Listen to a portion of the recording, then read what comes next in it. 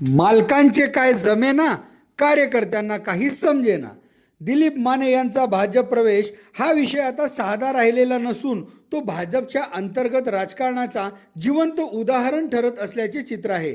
यापूर्वीही भाजपात प्रवेश करणाऱ्या अनेकांना स्थानिक विरोधाचा सामना करावा लागला. मात्र खुद्द पक्षातील नेतृत्वाची मान्यता असतानाही एखाद्या नेत्याचा प्रवेश अनिश्चित काळासाठी थांबविला जाण्याची घटना जिल्ह्याच्या राजकारणात बहुधा पहिल्यांदाच पाहावयास मिळत आहे.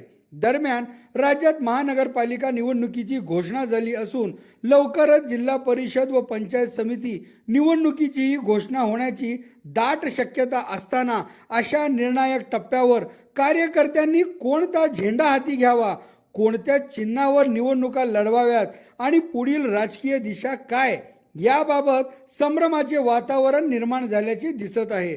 राजकीय विश्लेषकांच्या मते हा गोंधळ जाणीवपूर्वक वाढवला जात असल्यास त्यामागे सत्ता समीकरणे आणि माने समर्थकांचे उमेदवार जे आगामी निवडणुकीत निवडून येण्याची क्षमता ठेवतात त्यांचे खच्चीकरण होईल आणि याचा फायदा पर्यायाने भाजपास होईल अशी ही शक्यता वर्तविली जात आहे. एकूणच आपल्या नेत्याचाच झेंडा कोणता हे स्पष्ट होत नसल्याने राजकीय गणित कोलमडली जात असून कार्यकर्ते राजकीय कोंडीत सापडले जात असल्याचे दिसत आहे. यामुळे मालकांनी आता निर्णायक भूमिका घेण्याची मागणी जोर धरू लागली आहे.